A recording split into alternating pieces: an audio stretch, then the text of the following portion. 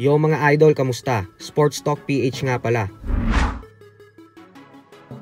Ang laban ni Cañete, pag-usapan natin yan mga idol. Ngunit bago ang lahat ay huwag kakalimutang mag-subscribe at i-click ang notification bell button for more sports talk. So kagabi nga po ay lumaban sa undercard ng Combate 16 ang pinsan ng former WBC Featherweight World Champion Mark Magnifico Magsayo na si Benny Magsayo Cañete, kung saan nakatapat nito ang veteranong pambato ng Thailand na si Pisano Chimsumthon. At bagamat nga po isang bagitong boksingero pa lang si Cañete, ay hindi talaga ito nagpatinag sa kabila ng isang veterano at punong-puno na ng experience ang kanyang katunggali. Ito po ay dahil agad ipinamalas ni Cañete ang lakas ng kanyang kamao matapos nitong talunin ang dayong Thai boxer via first round knockout. Sapa na ninyong tiguang!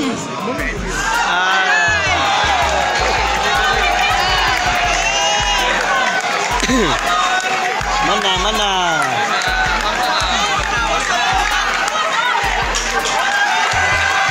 Sa sobrang lakas ng kamao ni Cañete, ay hindi talaga biro ang sinapit ni Pisano, kung saan hindi talaga ito agad nakabangon at inasikaso ng husto ng mga medics kasi namilipit talaga ito sa suntok ng ating pambato.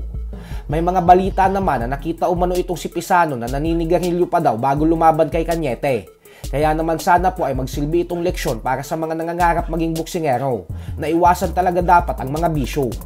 Ganun pa man ay umabante na ang record ni Cañete sa 10 wins with 7 knockouts at isang talo lamang, habang si Pisano naman ay lumagapak sa 50 wins with 17 knockouts and 14 losses.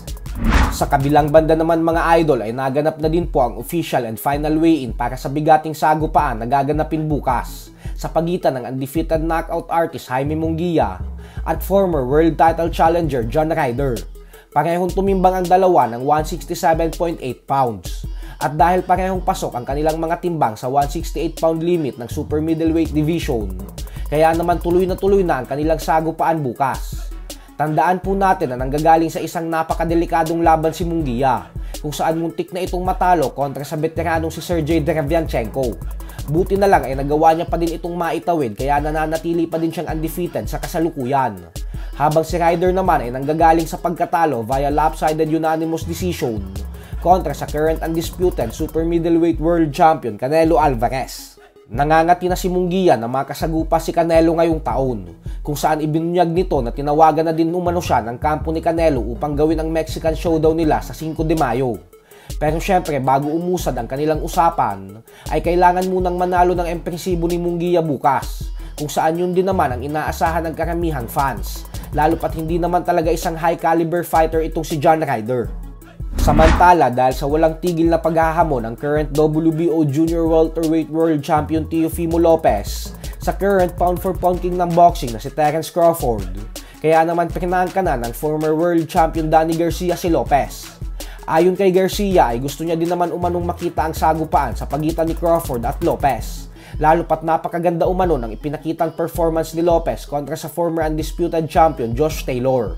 Subalit sa kasamaang palad umano para kay Lopez ay masyado daw magaling at malakas itong si Crawford, kaya naman hindi daw talaga ito mananalo. So hanggang dito na lang po muna tayo mga idol. Sports Talk PH, kakaiba ang laban ng